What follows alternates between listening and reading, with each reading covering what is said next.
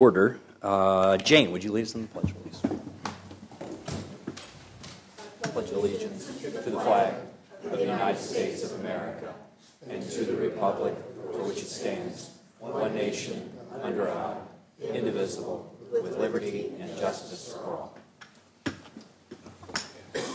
So we are on the eve of another Memorial Day, and I have the privilege of inviting Jeff Noble to the podium. Jeff is a member of our community, and he leads the veterans organization and things such as Memorial Day. We're greatly fortunate to have you here, Jeff, doing that for us, and I'd welcome you to comment and lay out the Memorial Day celebration for us. Well, first off, we'd like to thank you for your support for our events, Memorial Day, Veterans Day, whatever. Second Memorial Day this year is a little bit different because the park is kind of cut off. So we will do the usual march from the Montgomery Inn down to the bridge. We'll put the wreaths in the water. We'll get to the cemetery. We'll do a ceremony in the cemetery. Speakers this year are really kind of interesting because we have a Gold Star family from a Lima Company Marine, and we have the Seeds Memorial in the cemetery. Afterwards, you guys throw the party over at Monterey Park, and we all go eat chicken. So I hope you will all join us. I hope you will all join us. The veterans love doing this. This is why we're here.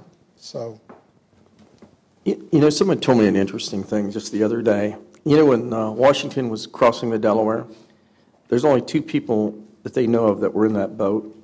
The one guy was carrying the flag, and his name was Davis. The other guy is George Washington, and the other people aren't recorded as who was in that famous painting. Someone told me the other day that Davis has something to do with Dublin and possibly has something to do with the Davis Cemetery. I don't know. And I didn't know that. That's a neat historical thing with a great revolutionary tie. If it's true, it's almost as good as having Ceausescu Park out here. Understand. From General Ceausescu. So I hadn't had time to look at it, and I didn't know if any of you guys actually know anything about it. We have a guy that decorates Davis Park every year, and I will ask him that question. Unfortunately, Wes Smith was our resident historian, and he passed away a couple of years ago. He would probably be the #1 guy, but we'll ask the other one and see if he gets an answer. That'd be really cool if the guy carrying the flag in that boat had something to do with our community. That'd be wonderful. Or his descendants did. They came over here and settled and got land or whatever, you know, and the payout. Thank you. All right. Well, thank you. Hey, could you do me a favor, Jeff? Yes, sir. You nominated someone to be the honoree of our 4th of July celebration this year, and that particular person was named as the honoree. Could you tell us a little bit about that person? Well, I nominated Sean Clifton, who was a Special Forces soldier, badly wounded, went through as much hell coming out of it as he did going into it. And good young man. He was our speaker at Memorial Day 2 years ago, or one of our speakers. And I look forward to seeing him up on the float. And you know him, don't you, General? It's an unbelievable story. Yes, Master Sergeant retired. Sean Clifton, as Colonel Noble said, was wounded in Afghanistan and has had a long road to recovery. But his story is a good one in the sense of how he's helped others go through the same process. He's significantly involved in wounded warrior recovery and does local programs for veterans. So, you know, not only was it his journey, but how he's used that to help others. And I think it's a great opportunity to certainly honor a true American hero from that perspective in his service, but his service after the service that he continues to do. So I think it'll be a good person to lift up, a great choice. So, one of my other missions in life, as you know, Mr. Mayor, is Military Roundtable. And we have a Purple Heart veteran who presented today, Dana Martin, who served in Vietnam, and his story is compelling also. So, And these guys are just representative of the entire community of folks that sacrifice that way. And I think it was Chris's mom, Margie, at the selection meeting made the comment, you know, that freedom isn't free. And these guys, you all, are so representative of exactly that spirit. And one thing that I have found that is consistent with every one of these people that I would very easily consider to be a hero, the modesty and the humility with which they served, and now they really don't want the spotlight, but they do it because they want to be representative of all the guys behind them. And it is a common thread, and maybe it's what makes somebody a hero, is that modesty and humility and absolutely undying sacrifice for the community. So he's a fantastic choice, and when Dana told the story at the selection meeting, it was very, very moving, and it couldn't be a more appropriate time or a more appropriate person to do that. So thank you for what you do in representing our veterans and what you do for our community. So thanks for coming in, and to you guys as well. So we look forward to seeing you on Memorial Day. look forward to seeing you. Thank you very much, Jeff.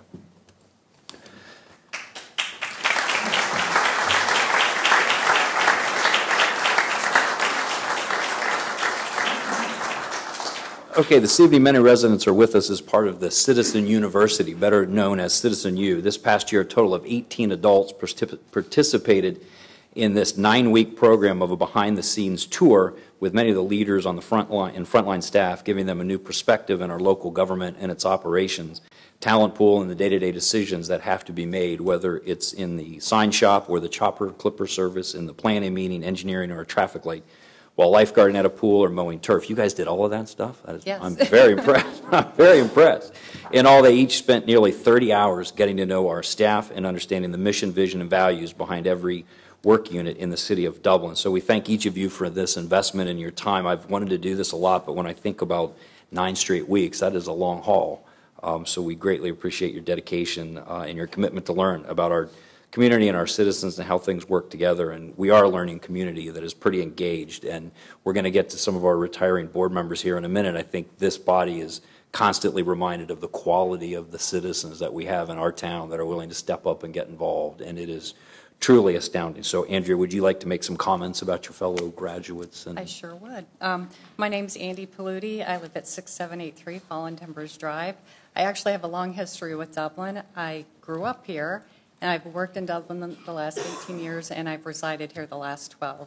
And I have to say, coming up here and talking about Citizen U and having such little time to talk about it, it's really difficult because there's so much to it, and we really do appreciate all the support and the people who came out and talked to us.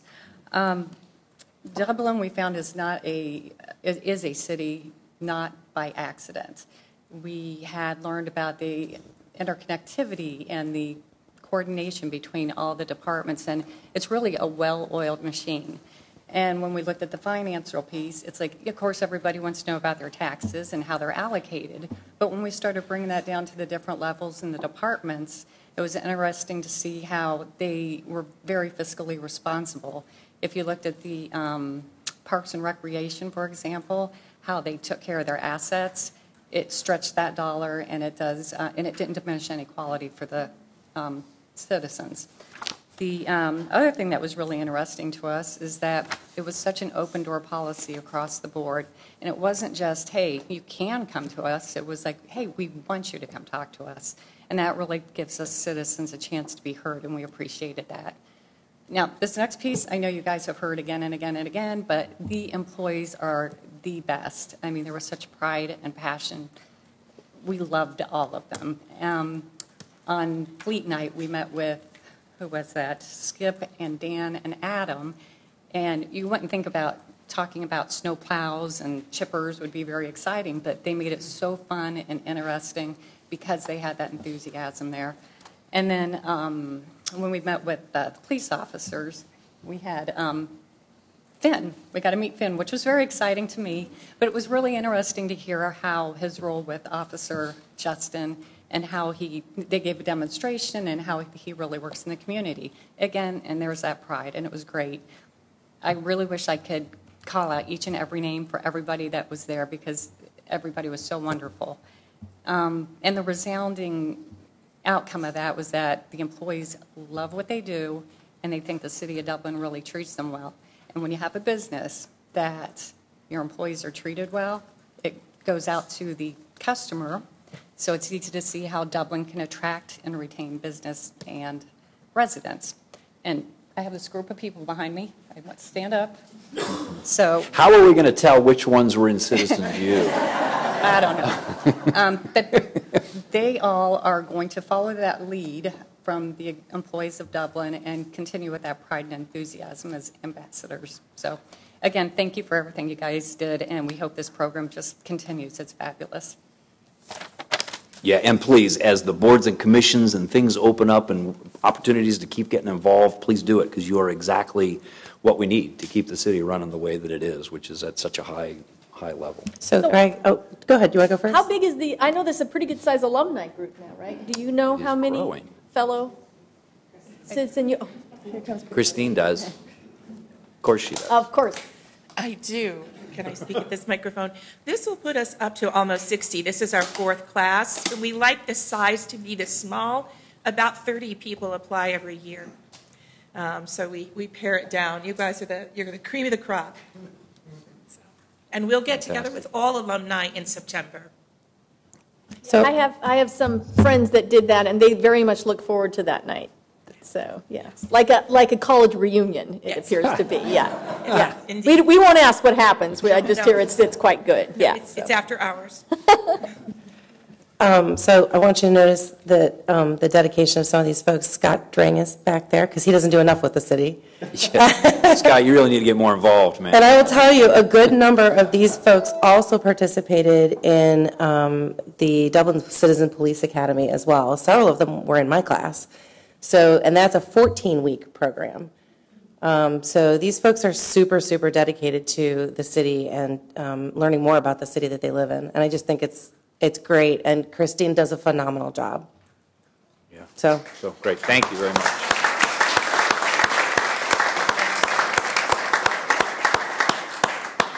Thank you, Andy.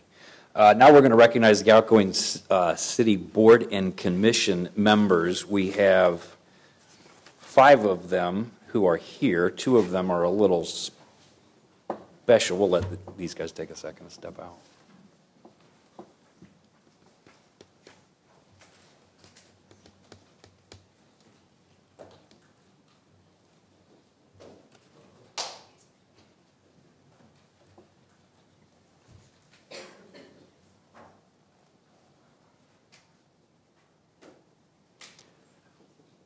Could I please have Mindy Carr, Jamie Zeitzman, and Chris Brown step forward?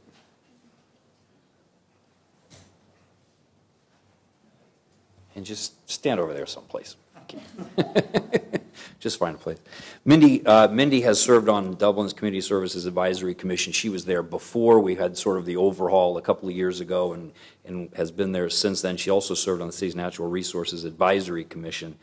She brought her background and expertise in environmental sustainability and stormwater management to both the commissions, as well as her leadership in serving as chair for several years in both of those different organizations. She was a member of the city's Green Team and stays active within the community with Girl Scouts and beekeeping. Is that right? Wow. So thank you, Minnie, for all of your service. I was at a few of the different CSAC meetings, and you always had such a great meeting and a great agenda, and that body did so many important things. So thank you so much for your service to our community. Thank you. We're supposed to clap. Jamie Zeitzman served on the Board of Zoning Appeals since 2012. He was elected as the vice chair for 4 years of his service. He's been a longtime Dublin resident, a member of the legal profession. His technical experience, as well as his excellent skills for facilitating his meetings, made him an ideal member of the BZA. He always worked with applicants to understand the process of the Board of Zoning Appeals and to ensure that that process was transparent as possible.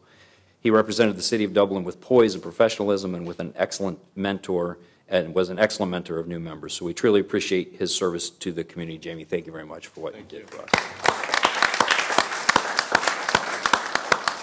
And Chris Brown. Chris served on the Planning and Zoning Commission as the vice chair and as a majority of his tenure. As a member of the commission, he sought to ensure the decisions were made based on thorough discussion and examination of the details with each application. He could always be counted on to ensure that the commission took different types of building materials and their longevity into account. He ensured that each applicant received consolidated information from the commission and took time and effort to explain complicated processes to the public and to its developers. So I know we interacted a lot, Chris, when you were serving. I greatly appreciate all the service you gave to our community as well. So thank you very much. At least for these three, I know, Chris, you've worked with them.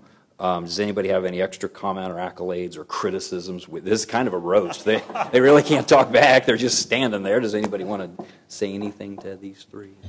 I tell you, the boards and commissions do all the heavy lifting in this city. I know that from having been on boards and commissions and sitting on city council, it is really valuable information, the details and the work that you put into, because when it gets to here, it's better. And that's no small undertaking, and it is a tremendous responsibility. So thank you for your service and that, and your willingness to stand in some of those difficult places. Kathy? I had the privilege and pleasure to work with Chris, and I will tell you, not having a background in building and not having a background in architecture, pretty soon you wonder why I was there, but anyway, Chris always brought forth the information we needed to consider, and incredibly helpful, and really made sure that the longevity of what's going to happen in the city endures. And so thank you, Chris, and it was a pleasure to get to work with you. Yeah, I had the good fortune to actually know two of the three of you very well, and all three of you have been dedicated community servants. And as Chris had said, I think a lot of the stuff is really trashed out in these committees, and the real details are worked out. And then Dublin Dublin City Council sort of gives you a cursory vote over the hard work that you guys battled your way through and finished. And I just want to thank you, too, for your efforts. Jane? I think it's really important to know, and I've learned this, too, as I've served on commissions and now sitting on council. Council can make decisions, but to really implement the vision plans, the things that our community wants, it happens at the citizens level of commissions, because you really are the first one to have eyes on something. You're the first one to bring something that's important to the citizens to the table. You're the kind of person that, you're the kind of people that, especially even in zoning appeals, if someone comes and they don't like the decision, you have to explain why it's important to the community. I think we may get the seat up front, but the real seat is the one that the citizens have at the table that really make the plan come to life. So yeah. I really appreciate that. I know we all do, but I want you to know how important your work is. It's so very important. You build the village because you are the village. So.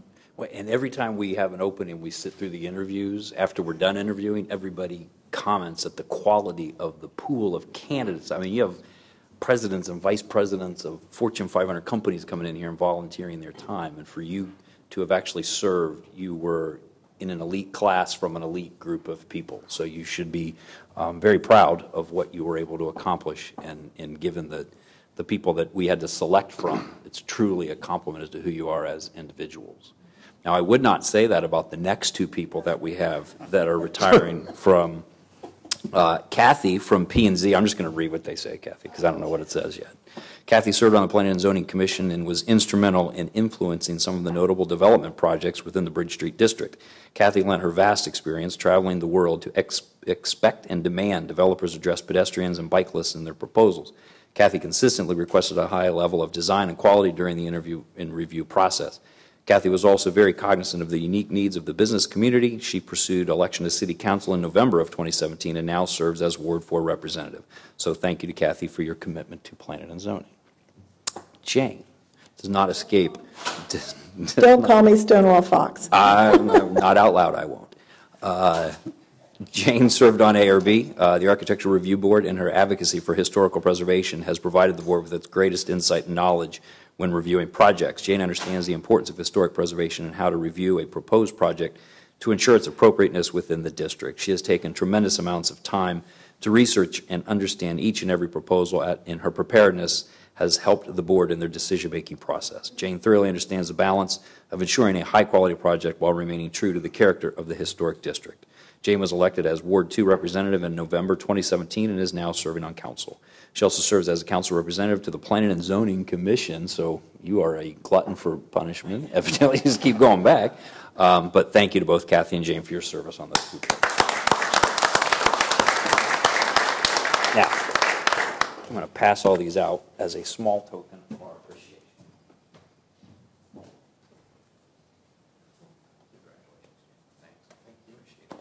Chris?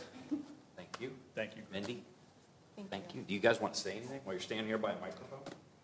Only thing I'll say is that it was a pleasure serving the city. It's a unique city, terribly involved citizenry, as we've said. And Kathy, it was a complete pleasure serving with you. It was always balanced, always open-minded, and always considerate. So I appreciate it a great deal. Thank you to council. Sure. Mindy? Jamie? Yeah, I Jamie? just want to say thank you for the opportunity. I really enjoyed it.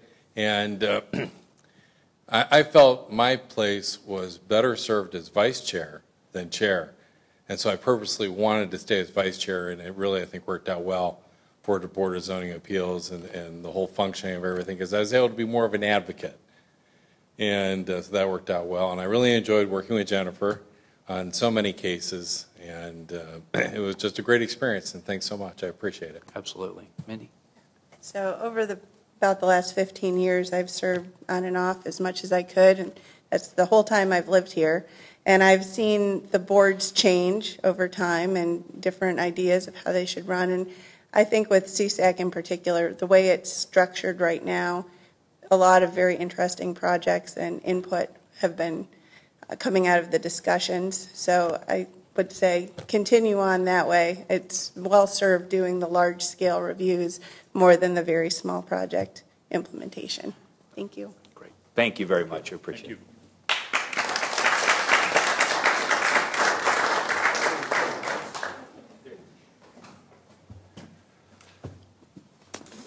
Okay, get in there.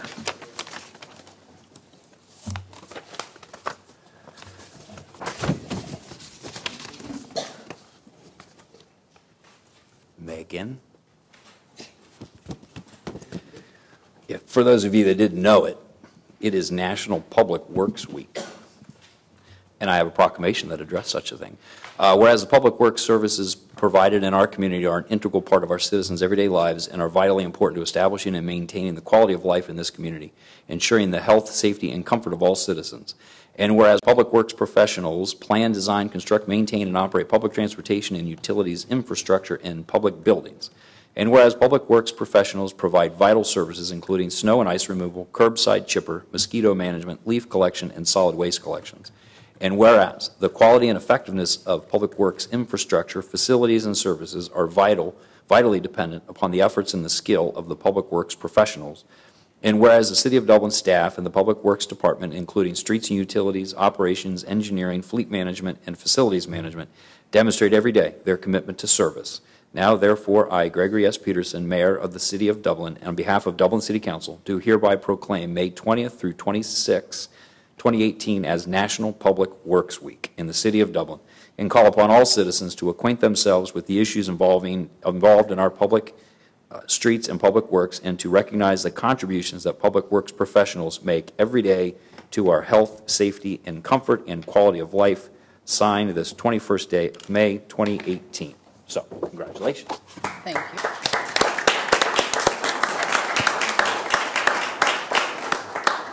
There you are. Thank you. You're welcome. So this year we tried something new and we invited the community to come in and help us celebrate National Public Works Week. We had our first ever Experience Public Works Day. It was really a great opportunity to showcase our award-winning fleet and equipment, and we also provided 2 great services which a lot of residents took advantage of in Shred It and E-Waste. We had a great turnout. Some of the pictures are flashing up on the screen. The kids really enjoy touch-a-truck type of events. So with that, we do have over 100 team members. Some of the comments associated with Citizen U really are perfect in that our staff really is dedicated, really enjoy working for Dublin, and are dedicated to the residents of Dublin. And we would just like to thank City Council for all of your support. And I'd like to recognize Daryl. Daryl Seiler, he really led the charge on coordinating Experience Public Works Day. And so I'd like to thank him for all those efforts. And I also have Paul here with Director of Engineering. Either of you guys want to say anything on this important occasion? Thank you. Appreciate it very much. This has become such a popular thing. And I think that our residents really feel a connection to our departments when we get the opportunity to get out there and actually sit in the truck and meet the people that drive the snowplows. And in every department, every time our community members get together and get to see right up front how our departments work, we just build bridges. It's just, I think it's wonderful what you did. I think it's a great idea. I hope you do it every year. This is going to sound really corny, but it was kind of what they were talking about with Citizens U. Every one of these people that you meet, it's like you're meeting your neighbor. You know that neighbor you can count on to just take care of your stuff when you're gone? That's what every city staff person is like. When you meet them, you're like, well, thank God I got my neighbors got his eyes on my house. It's just a fantastic staff that we have here. I'm going to double back real quick just to cover one, check a box that I neglected to check, and that was 3 of our outgoing boards and commission members who were not able to join us this evening. It was Deb Mitchell, a former member of Planning and Zoning Commission. She served for nearly 4 years and was a very strong advocate for citizen advocate for a number of the projects that came before the public or the Planning and Zoning Commission during her service. And Everett Musser served on ARB. I know there were a number of projects that came through that were particularly challenging while he was there, and he led his architectural eye to those projects, and we certainly appreciate his service.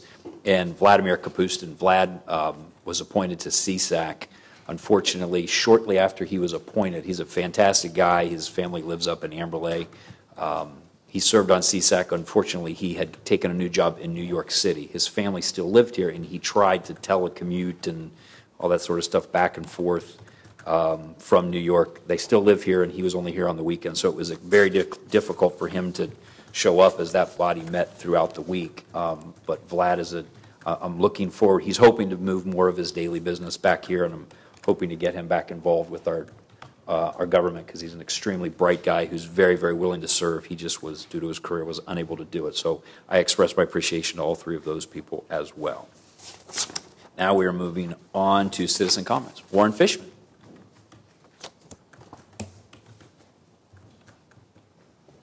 Welcome, Warren. I'll make this very brief. First of all, I would have liked to gotten here earlier after the American Planning Association convention, and I wanted to thank council for allowing us to go to that. It's a real privilege to be able to go to that, and I really appreciate it.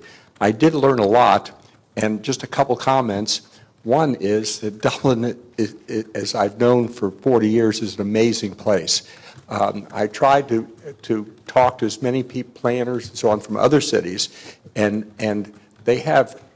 we have completely different challenges than they do. One of the biggest challenge I heard was we'd love to do something, but we couldn't get a federal grant, or we'd love to do this, but we couldn't do that. And Dublin seems to have done it all. I got a lot of undeserved admiration for being from Dublin. When I went to meetings, I attended as many classes as I could. And the 2 things that really stood out, the people who had been to Dublin from other cities, was, of course, our Bridge Street corridor, but also the green Dublin. And one guy made a comment to me. He said, it's not only green, but it's so incredibly manicured. And I thought that was really, really something. And I just want to give credit to every time I intermingle with our staff, people like Angel, who has the financing by the tail and has made a lot of this possible, and our staff, every member of our staff. And I heard people complaining about their staffs from other cities. Oh, I can't get them to do anything. And I thought, my God, this is a different place. So I really want to compliment you. But I think you do learn a lot of those conventions, and I hope that more board members can go to those, because you not only attend the classes. I would say the biggest problem most cities have is wanting to do something and can't afford to do it. I mean, and Dublin sure isn't that. Also, I also appreciate the fact that you on council have made some pretty gutsy decisions. And I heard some complaints about, there's strong mayor systems and weak mayor systems, and that I heard some complaints from other cities. They said, oh, we've got this strong mayor and we can't get him to make a decision on anything. And of course, you've got Dana and council working together, and you make incredibly, I think, courageous decisions many times. So I think that makes this city different. So I just wanted to thank you again for allowing me to go, and I encourage everybody to go. And it reinforces what an incredible staff we have, what an incredible city we have, because Dublin truly is unique. So thank you. Fantastic. Thank you, Warren. Talk about a person who's volunteered for this community for 4 decades. Thanks what you've done for us, Warren. Okay, I make a motion to approve the 2 items on the consent agenda unless somebody wants to speak up right now and say they want to remove one of those 2 items. Hearing none, and John just seconded. Ann? Vice Mayor Ambrose Grooms? Yes. Mr. Reiner? Yes. Ms. Fox? Yes. Mr. Rosa? Yes. Mayor Peterson? Yes. Ms. Saludo? Yes. Second reading public hearing ordinances, ordinance 38-18. Authorizing the city manager to execute and accept necessary conveyance documents and contracts to acquire a 0.007 acre fee simple warranty deed for right-of-way, a 0.066 acre standard highway easement, 0.363 acre channel easement, and a 0.012 acre sewer easement from Gage Crossing 2 LLC located at 5314 Avery Road, 1,500 feet approximately south of Carroll Road for the public purpose of constructing a new roadway. Dana? Thank you, members of council. Just again to reiterate, the right-of-way and easements are being donated by this organization, which we greatly appreciate. No change since the introduction, and staff recommends approval. Any questions from council? Ann? Ms. DeRosa? Yes. Vice Mayor Ambrose Grooms? Yes. Mr. Reiner? Yes. Mayor Peterson? Yes. Ms. Saludo? Yes. Ms. Fox? Yes. Resolution 27-18, Ann? Waiving competitive bidding for the purchase of beer for the 2018 Dublin Irish Festival. I'll introduce it. Allison? Good evening, members of council. Every year we do come to you to ask to waive the competitive bidding for this. The reason being that our 2 main sponsors, Diageo, which has the Guinness and Harp line, and then Miller Coors, which obviously has the Coors line and the Killians, they're our sponsors. And by state law, we can only purchase those products from one distributor in this area. So that's why we're asking for this waiver tonight. Any I can answer any questions. Any questions from council? Ann? Vice Mayor Ambrose Grooms? Yes. Ms. Saludo? Yes. Ms. Fox? Yes. Mr. Rosa? Yes. Mr. Reiner? Yes. And Mayor Peterson? Yes.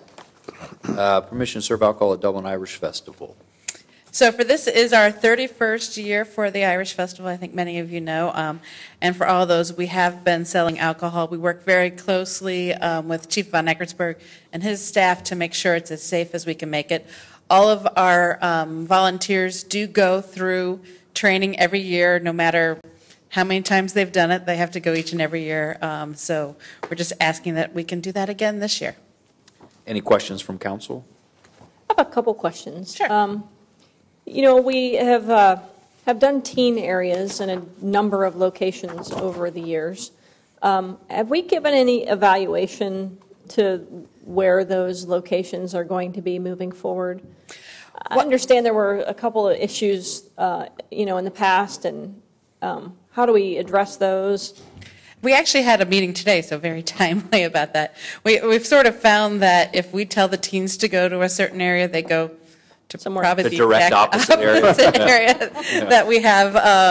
And we have had some issues with some of the teens in the past. So one of the things that we're discussing with our police staff is putting in a curfew that we are then, not that we would actively enforce and go around and find every kid under a certain age without a parent, but instead it would be a way for us, if there is a kid maybe causing an issue but not yet rising to a certain level, that we are able to call their parents and get that taken care of early, so we don't have any incidents that kind of build up. So we're talking about what those ages would be and what those times would be at this point. Have we done any focus groups or anything to see what those? So I am a parent of 2 teenagers, and it seems like they just stand there in the middle of the walkway, and they don't really have much to do because they're in my mind, there's not really anything to capture them there. So it's purely social, which is wonderful. It's good to have a social avenue for them. Mm-hmm. But is there any way, is there some sort of programming, like maybe a certain band or a certain activity or something that might give them something else to do other than stand in the sidewalk and visit? Yeah, we can certainly try again. We've tried a couple different things, and each time we try something, they pretty much decide they'd rather stand and talk to each other. Well, but it's been a couple years since we've done a focus group with some of the teens, and there are changes, so it's worth maybe getting them together. I know actually where the teens congregate now all started because we had a few send out some social media posts that said to go to that location. And so we know obviously the social media is powerful in getting them to where they want to be. So it's not a bad idea to bring them back together and have another. I don't know, maybe some athletics, something. I know we've put different games and things like that structured, or if there'd be volleyball courts set up somewhere, or something that would draw them to a place that would just be as a hypersensitive parent of teenagers, I'd really like for them to be really busy and have things to do, and that would be a nice area if we could figure out something fun, and that right. And maybe there's nothing, maybe they want to just visit, and that certainly is okay too. But and we have enough different volunteer groups. I think Christine left, but I know she has her teen corps, and just even talking to some of the teens that go to the rec center, it might be easy to put together to have that discussion again. Well, I certainly would appreciate it. Mm-hmm. We could do that. I have to agree with you, Chris. I think sometimes we have so many of these activities that are more family or adult oriented. Mm-hmm. There aren't teen dances anymore. Places for the kids to go. I mean, there really isn't. Pins Mechanical is so popular because kids can go in there and find something to do. Is it possible that you could consider an area that's just for teens and that no one gets in there except teens? Like a place to dance or have an athletic event or a dodgeball or whatever it is? I think there's no dances because kids don't largely like to dance them. I mean, I think a lot of those things fell by the wayside because they didn't enjoy doing them. But, you're exactly right. Right. There isn't enough for the kids to do. There really isn't. And maybe they won't do them. Maybe it is an exercise in futility. I understand exercises in futility as a parent of teenagers. Ask the teens. But,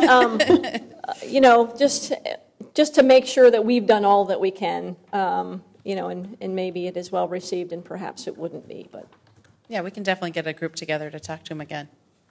Any other questions from council? Okay, I make a motion that we approve serving alcohol at the Dublin Irish Festival in Kaufman Park on August 3rd, 4th, and 5th, 2018. Is there a second? I'll second. Ann? Mr. Bosa? Yes. Ms. Fox? Yes. Mr. Reiner? Yes. Ms. Aludo? Yes. Vice Mayor Ambrose Grooms? Yes. Mayor Peterson? Yes. Alcohol at the Bread Festival. So we have another great community event. Many of you know that the Bread Festival has some changes this year, that they are moving from historic Dublin over to Kaufman Park, and we're excited about that. David Guillaume is here to answer any questions about the event. They are moving to a Sunday, and the alcohol sales will take place from noon to 9 p.m. on that Sunday. That's a great festival. John and I walked around there last year. It was on Saturday, though, wasn't it? Or was it multiple days? Yeah. It was Saturday last year. Saturday? Dave, as a placeholder, when is the date this fall for the festival? 14th. This here says the 14th of October. Yes, it's October 14th from 12 to 9. Thank you. Mm-hmm. Any questions from council? Did you add some hours to the end? Has it always been until 9 o'clock in the evening? No, it's been till 10, so we just found that there was a lag time, so we just thought we'd cut it off at 9. So, yeah, we've actually taken away some time. We actually even ran into Mrs. Hidako. Remember she was making food? She had her tea tent. Yeah. Yes, it was wonderful. Yeah, it was great. A lot of really cool stuff. Her tea ceremony was really popular. It was fantastic. Yeah, I even got my 7-year-old to do it. Wow, she's something. They're a great couple. Any other questions from council? I just had one. Did you serve alcohol last year at the festival? Yes, we did. Okay. Is it is it alcohol from different countries? I mean, is there a particular? Is this just you're just serving it? But does it have an international theme to it as well? No, it's Wolf's Ridge Brewing, and they're really philanthropic minded, and He's right on top of it. Father owns the business, lives in Dublin, in historic Dublin. So we just thought it was a good connection, and they're really out to help nonprofits. So, yeah. Thank you. And by moving it to the park, you won't need to close down any of the streets, That's right. Yes. There you go. Dave, is there a possibility that that could be moved over to Bridge Street sometime? Sure, absolutely. We Yeah. definitely consider it. We'll see how this works, and maybe that'd be a more interesting venue. Absolutely, Yeah. absolutely. Thank you. I make a motion that we approve serving alcohol at the Bread Festival in Kaufman Park on Sunday, October the 14th, 2018. Is there a second? I'll second. Ann? Mr. Reiner? Yes. Mr. Rosa? Yes. Ms. Fox? Yes. Mayor Peterson? Yes. Ms. Saludo? Yes. Vice Mayor Ambrose Grooms? Yes. Thank you, David. Thank you. Motion to accept the Tax Incentive Review Council, TIRC's Housing Council reports and meeting minutes. And then it says John Reiner. Does he have any idea what it was I just read? Yes, he does. Do you? Good for you. And I'd like to recommend that that report was passed with flying colors. Thank you, Angel, for a brilliant job. And the discernment is quite intense, I must say, from all the people that come to that, to see what the city of Dublin's really up to on their TIFs. And it's amazing that a city like ours is able to produce the kind of product we produce and the way we produce it for the benefit of the citizenry through those TIFs. So, Angel, hats off to you. Always an interesting time to see the people come in and challenge you and your analysis of your activities, and always to see you pass with flying colors. So thank you. I'd like to make a motion for approval, please. I'd like some discussion. I had a couple of questions. In reviewing the Article 4, Review 2016 Tax Incremental Financing Status Report, it looked like, if I did my math right, we had about $39.7 million in increases in our TIF district, value increases, and we had about $17.9 million in decreases in our TIF districts. Can you explain a little bit about increases and decreases? Do we schedule on our valuations, do we schedule decreases in valuations? No. So the decreases this go around were largely due to the county's sexennial update of all properties within the county. So what we found, oftentimes what we see from year to year is a property owner, it files a complaint with the Board of Revision about the value of their property. That actually wasn't the case this year. We just flat out saw a couple of properties where the county auditor came in and reduced the value of those properties. There's no Board of Revision decision pending, nothing is going on. It was just a simple reduction in value pursuant to what the auditor deemed appropriate. We had some on the flip side that increased in value from last year. So we have those variations. Again, when you're not in a reappraisal year, you have some Board of Revision appeals that can be filed, and that process can take a couple of years to work through the system. So sometimes we don't even know if an appeal has been filed until we get a year or 2 years later those TIF revenues that are distributed from the county. So we adjust, obviously, accordingly, the revenue coming in from those TIFs. But I think that is why, I know that is why when we are, let's say, talking about TIF-supported debt, we look at what is the revenue that we've brought in, and we look to build a cushion in there to make sure that, recognizing that there can be fluctuations in property values, that we've got enough cushion in our income tax revenue that should those property values decrease, we can still make that debt service payment. As I explained in the debt presentation, we do have the income tax pledge backing all of our debt. So with the exception of the Bridge Park TIF, which is backed by that minimum service payment, even though our primary financing source would be TIF, we have the ability to backstop that with income tax revenues. Okay, and thank you. That's helpful to know because it looked like the decreased TIFs were in the older sections of our community, and if that's going to be something that's going to be consistent moving forward, I'm sure you'll tell us more about that as we enter into the CIP process and have those different TIF revenues available. My second question was as it related to the $300,000 worth of delinquencies. So the notes from here are a year old. These are the meeting minutes, I think, that were passed at their last meeting. So do you know where we are in the $300,000 worth of delinquencies? Yeah, actually, we only have, we provided a follow-up memo based on some conversation that took place during that meeting, particularly about delinquencies. So just to explain a little bit of the process, we get this information from the county in the January-February timeframe. Property taxes and also TIF service payments are due in January and then again in June. So what you can have happen is somebody might miss their first half payment. If that is all that they're delinquent, we do not send a follow-up letter. Our correspondence with the property owners is just a courtesy. We have no enforcement ability. It is just a, hey, by the way, you're in a TIF district. Please contact the county auditor, the county treasurer to set up a payment plan to make payment.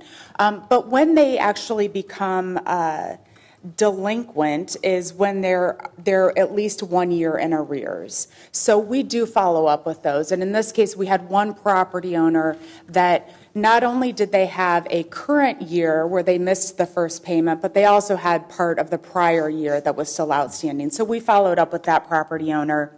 And actually, I believe we received a subsequent letter back from him showing that he had made that payment.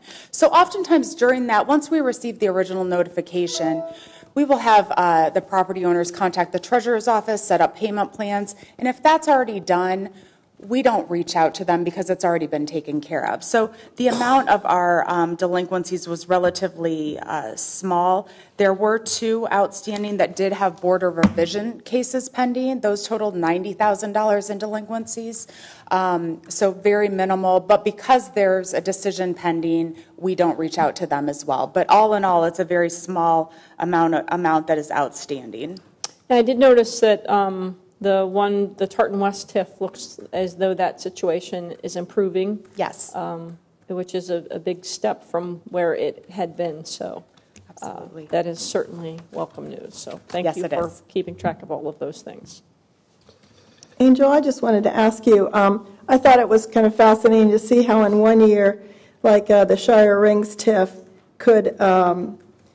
I think it increased by 51%, and then the next year it dropped by 60%.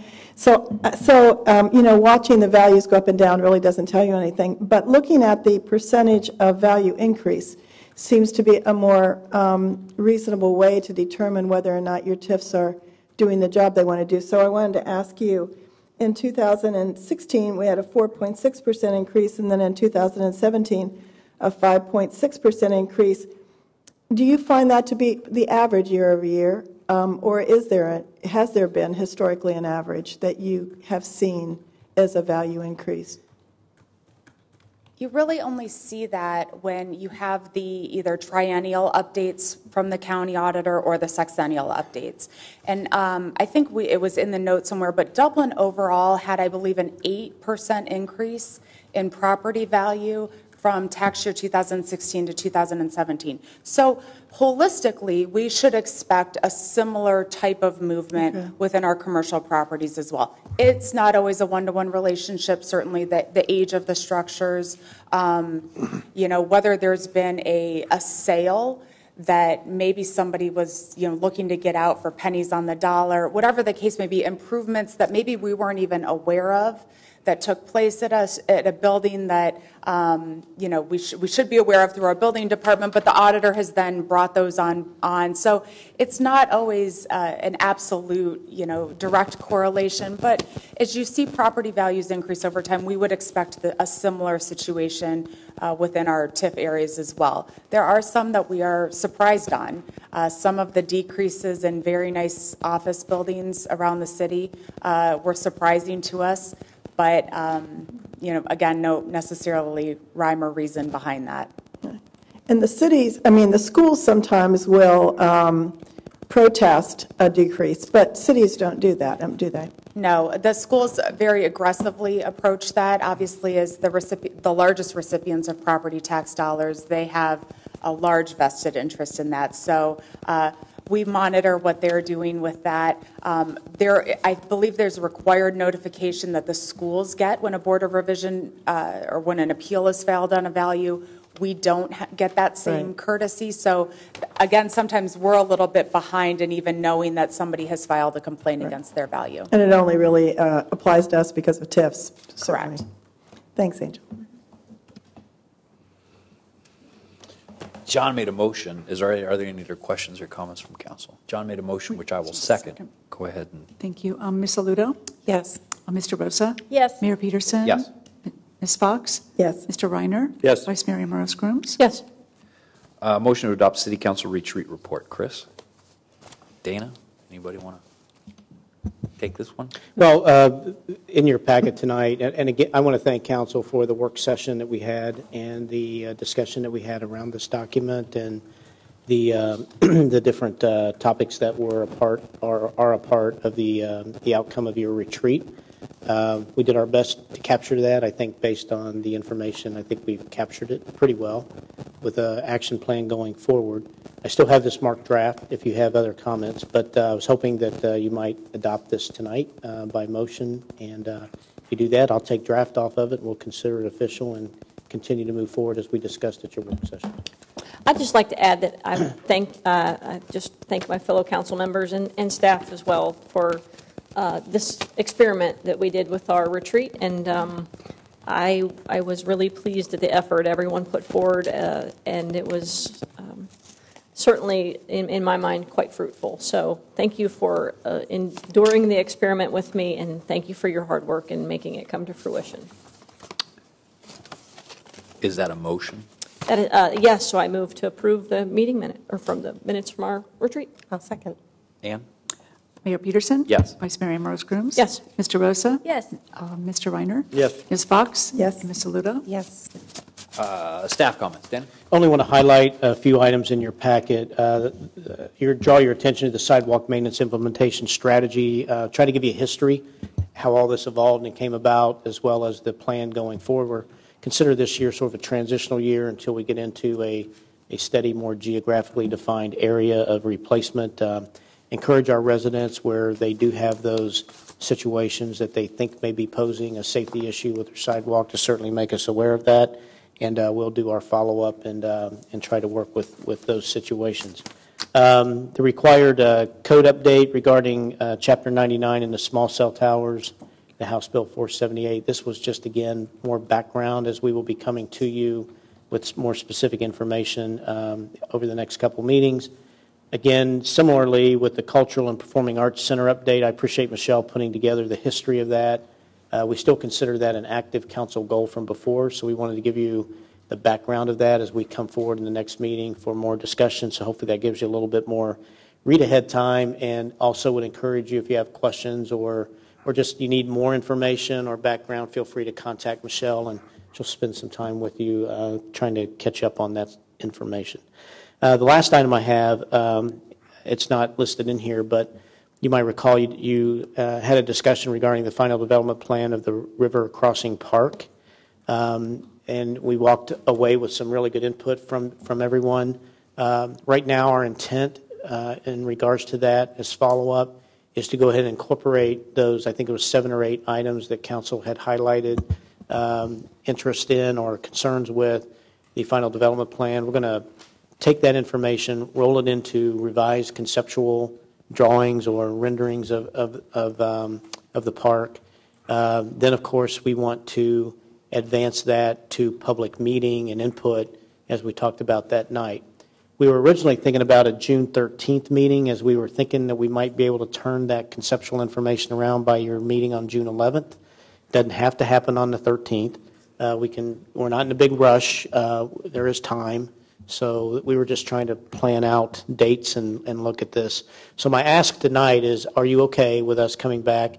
Right now, I'm focused on June 11th. Was told today we think we can get that turnaround for June 11th. Show you those concepts and make sure that we've got that piece of it right before we advance to the public input session. So I want to make sure, number one, that that's okay. And then secondly, as we go to the public input session, time frame for that. Are you okay with a meeting sometime yet in June, or is it okay to do that in July?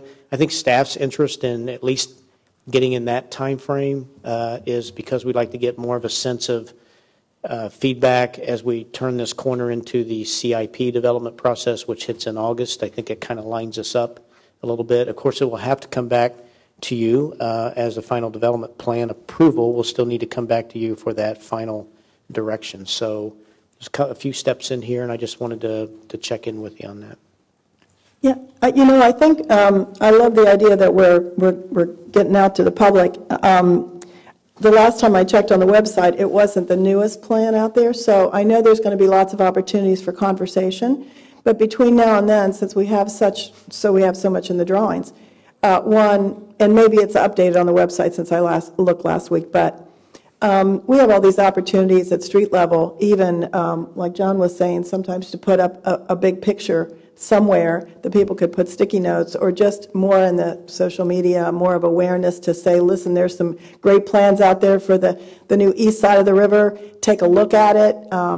Write us some comments, because just to put it on the website and expect responses, people just don't dig that far down into the menu to try to find that.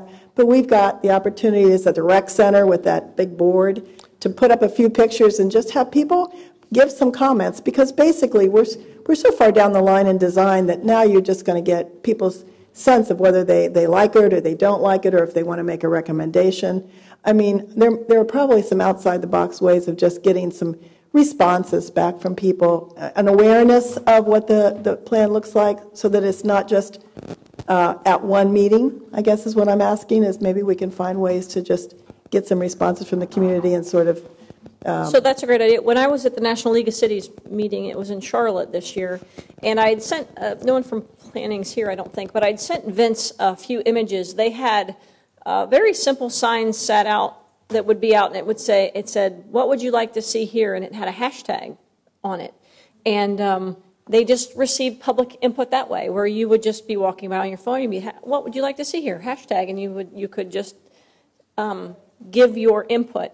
And I think that might be a great idea, just very simple to, we have a lot of tech-savvy folks that could garner some public input that way. But I think those are great ideas. And to Dana's point about timing, I think that Greg did an excellent job in summary of our thoughts when we were together, and incorporate those thoughts into that drawing that I think would make all of us feel good about the product we were taking to the balance of the community, and that we felt was ready for feedback. Start gathering some of that feedback. And I think one of the questions Dana wanted to know, is it okay if we schedule that meeting in July? Being in the summertime and you have a lot of vacations and things, I don't know that we want to put it off till September. September, you're back to school. Then you'd be looking at October as being the better month, and I don't know that we want to wait that long. So I guess I would ask if there's consensus that a July meeting that's appropriate midweek after work hours and all of that sort of thing. Is that acceptable to everybody? Okay. So, and with the feedback about giving people other opportunities should they not be able to make that particular sure, we could start that in the next few weeks, maybe. Yeah, we'll set all those kind of opportunities up. We don't want to just have one public meeting and that's it. So we'll certainly try a lot of those different things. Absolutely. And then I think we would be ready to do a final development plan review and hopefully line that up with our CIP process so that we budget appropriately. Very good. I appreciate that. And that's all I have. Thank you. Council committee reports, P&Z. Jane? We had a combined work session. We were discussing the Bridge Street review and approval process. The intent of that is to provide a more efficient and more predictive process of review. And the other intention is to encourage high-quality development and to support the development that is consistent with vision principles. The staff is recommending that applicants can come and have a pre-application step with staff. That's an optional piece if they want to come in. They do that now, and they do that probably every 2 or 3 weeks sometimes, but it's it's a non-binding review that would provide some information on our procedures and policies and what some of the expectations would be. In simplifying that review process, I'm just giving you a quick background so you know what may be coming at you. They're suggesting that a work session or a concept plan comes before the ARB or the P&Z with the proposal, and that is just very conceptual. It allows the reviewing body to provide some sort of a non-binding feedback. They can ask questions. The reviewing body can state their concerns. They can give some sense of direction to consider when they incorporate their ideas into their plan. It is the step that would give an applicant an opportunity not to spend a whole lot of money up front, just to kind of get some ideas from the reviewing body whether or not their application was acceptable and moving in the right direction.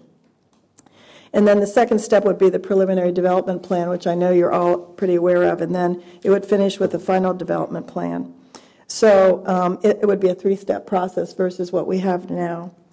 Some of the notes that I took that I thought were kind of interesting and suggestions by some of the members was that in the concept plan they suggested that there maybe could be some hot triggers that would require someone to think about being sure that they went through the concept plan. That might be the amount of square footage that you're suggesting, new construction, or new addition in the historic district, and anything that would abut residential. Since the concept plan is optional, although some members thought it should not be optional, it should be mandatory, but those are some of the questions that they're struggling with. They requested staff to supply questions during the concept plan that would kind of tip off the reviewers that these are areas of that we should focus on that we're concerned to staff. By giving questions, it kind of moves the conversation in a direction that would be helpful. And then they did have quite a bit of conversation about minor projects and the definition of those as to whether or not they would get kicked up. Minor projects right now have been defined as ones that only ART would be talking about and looking at, and not, and I believe I have this correctly, not going before the review process.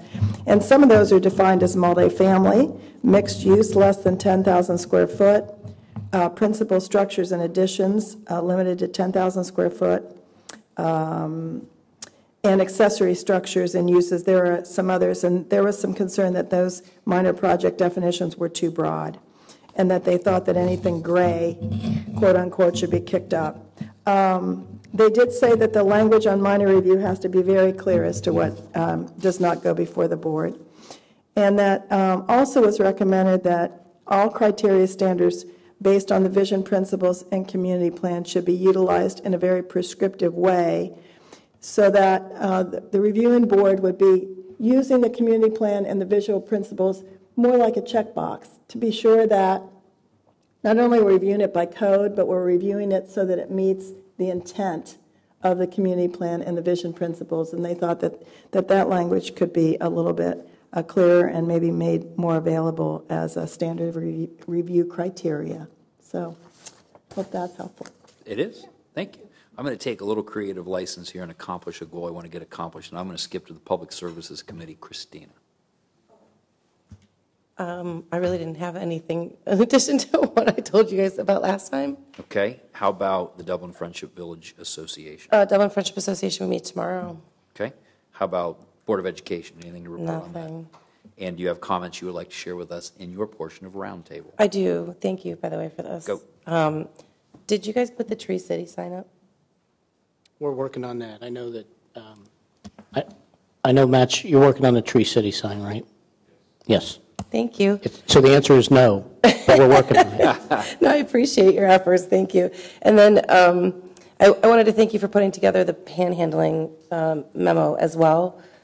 He's got the sign. Look at that.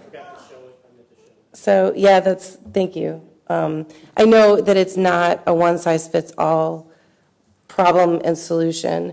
There are multiple reasons that people would panhandle, and you have to have multiple solutions.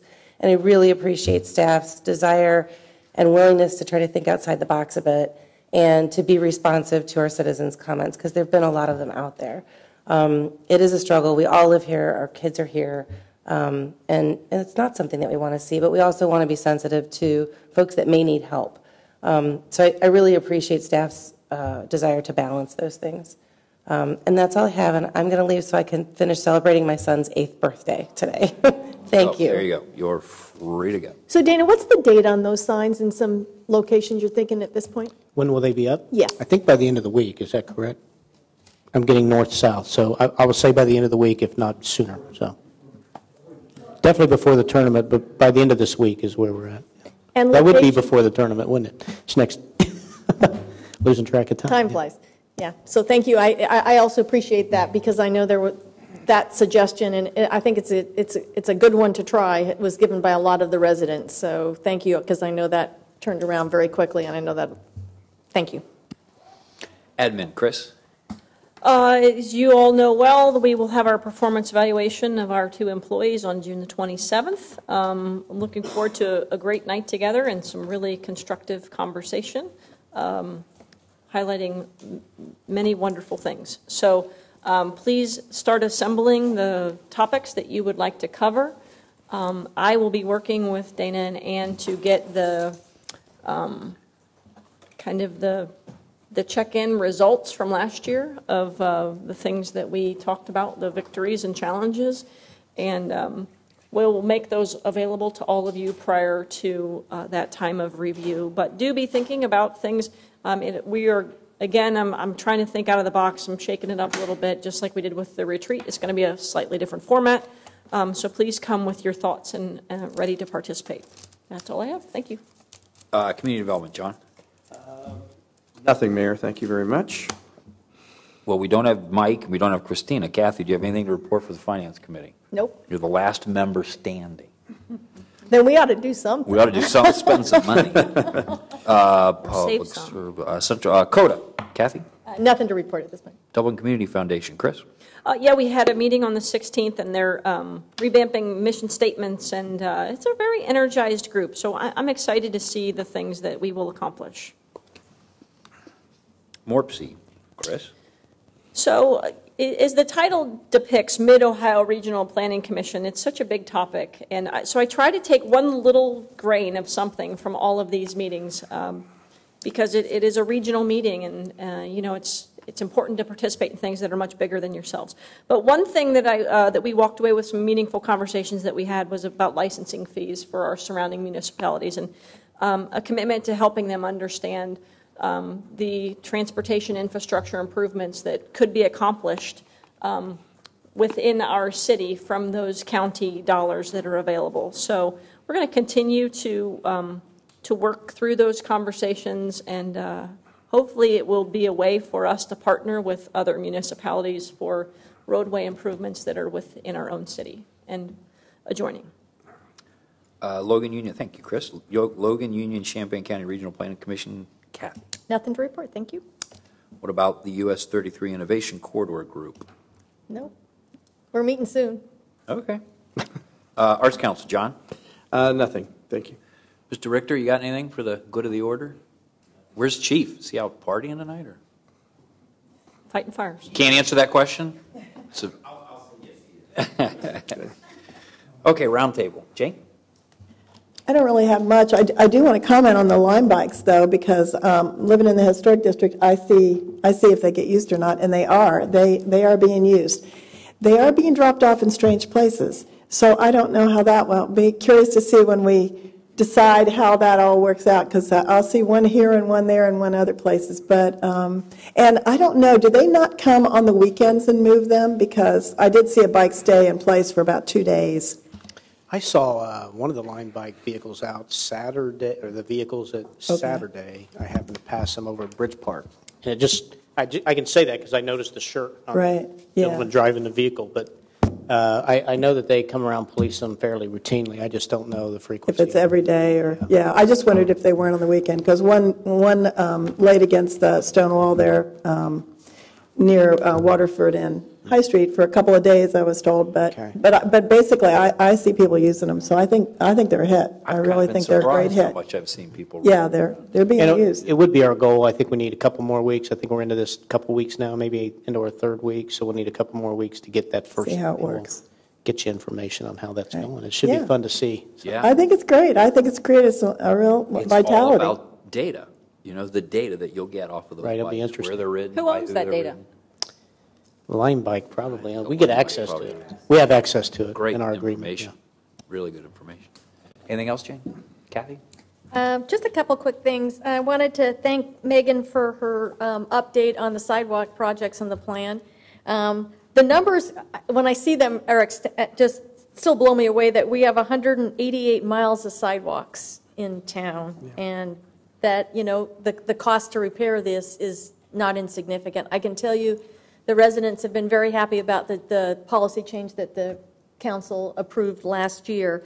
My question to you, Megan, is there was a chart in there. How are residents going to know if their sidewalk is going to get fixed in this year? Or I know you put the plan forth. Maybe you can share a little bit how residents can find that out. Thank you. I think we plan on following a very similar process that we do for our street maintenance program.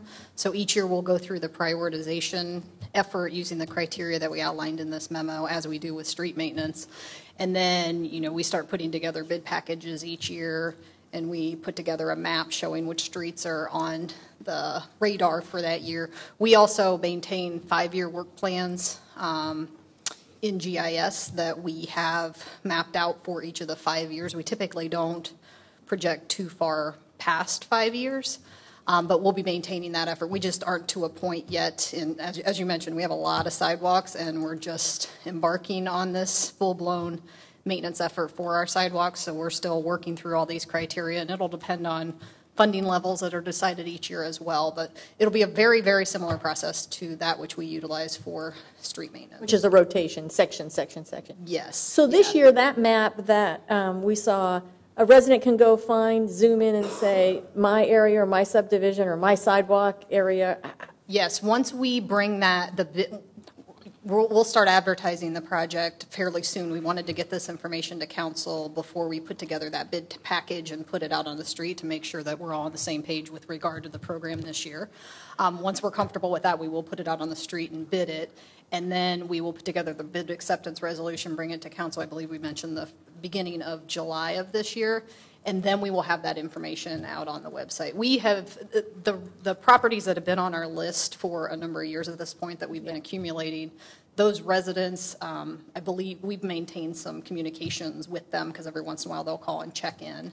And now we're able to give them an idea of when the work will be performed. But we will, once we have the bid acceptance and we're ready to roll out the program this year, we will have all that information on the website, and they'll be able to So a resident can find see that. That'll be great. Yes. Thank you. Thank you very much. You're welcome. And then my second sort of question or comment is I appreciated the background on the art center, Michelle, so thanks for bringing that. I know it's going to come back for discussion on the 11th. What I was looking through there, and there was a lot to go through there, so if I missed it, I apologize. But one of the things, in addition to the cost estimates to construct such a building, I think one of the real, and I'll just use the word challenges of these types of facilities is the operational funding and the operational model. And I saw a couple examples from some other areas, but I think it will be important for us when you bring that, not only to talk about is there interest in building such a facility, but what's the role of the city and the community, and what does the financial model look like for operating that? So that would be my request, and we'll schedule some time to get a bit, because I know that's been going on for a while, but I think that's going to be as important, I think, for us to think through as it is the construction of that going forward. So that's it. Thank you. Thank you, Kathy. John? Big honor for the police department. I just want to mention Sergeant Renee Rice was named Central Ohio Law Enforcement Officer of the Year. Congratulations, Chief, and your staff. Just doing outstanding things all the time. Donna Goss, getting your PhD. I guess we got to call you Dr. Goss from now on. Is that right? So congratulations on your PhD. Michelle Crandall, that was great. Being selected the recipient of the National Civic Leagues Award, the Richard Childs Fellowship for in career city manager. So congratulations to you too. That's it. Thanks, John. Chris? A couple things I wanted to tag on with the panhandling. Thank you for the memo. It was very helpful. You may remember several weeks ago, Mike Shattuck from the city of Columbus came and he sat third chair in and endured our entire meeting that evening, which is a sign of a terrific civil servant. He extended some help perhaps to us with regard to clean zones and things that the city of Columbus has done so well around their arenas and so forth. And so he has generously offered a meeting. So I will be bringing some information back that he provides. I'm very excited about. Also, thank you again for the sidewalk. It is a little overwhelming to look at the $3 million worth of improvements that we have and the $250,000 we've got allocated this year. So I'm sure that will be a hot topic come the CIP process of what we're going to do with those moving forward. On the, I'm assuming when we take up our theater discussion, we'll talk about all of these web documents, management services, and the information that's available on those at that point in time. So I will save those comments. And my last one, thank you, Angel, for the financial report through April 30th. And I'm assuming that we'll have a time that we will be discussing this. I know we have a Finance Committee meeting of the whole upcoming, and this is probably one of the topics on that discussion. Our primary topic for that meeting is going to be in the investments. We're going to have our investment advisor come out and just brief council on the philosophy and what his thought process is with the changing interest rate environment. We are going to talk a little bit about revenues, just in general, how we look at them and kind of our plan for analyzing data moving forward. So we'll have more information at that June 11th Finance Committee meeting. Great. If there's other topics or other items you have questions about, certainly we can bring them forward or set aside other time to answer those questions. Well, we'll have the first quarter behind us, and it might be appropriate to look at the quarter as a whole. So that would be my only feedback. But other than that, I don't have anything. It's certainly a well put together report. Some of the numbers aren't exactly what you'd like them to be, but it's not. I will say not due to the report, that's for sure. We have made up a lot of ground. I shouldn't say a lot, but a significant amount of ground here in May. Good. So we're in a much better place than even what we were at the end of April. Those are helpful things to hear. Good. I had a couple things I wanted. We saw the Citizen U folks tonight. I had the opportunity to address the Leadership Dublin graduation on the 9th, and they're doing some great projects, and it was very inspiring to see what they were doing. Chief, thank you for the memorial service on the 11th. That was a particularly moving service. They always are, because Greg said so well, is all you have to say is thank you, and it seems to fall short. But this year, in light of the number of officers killed and things, that was particularly moving. Thank you for what you do to minister to those other communities and reach out to them. And it was very nice to have Westerville and Hilliard with us that day, so thank you for that. And looking forward to the Keith Urban concert Friday night. Was a fantastic kickoff to what is certainly going to be a very exciting memorial tournament with the addition of the talent that's coming from around the world to our community. So thanks for Megan and everyone for making us, sweeping the corners and making us look our best, and it's a very exciting time. That's all I have. Yeah, looking forward to seeing everyone out at the tournament, and we have just enough time to get home before we get dumped on with the next storm that you can hear is coming. So we are adjourned. Do you want to do that?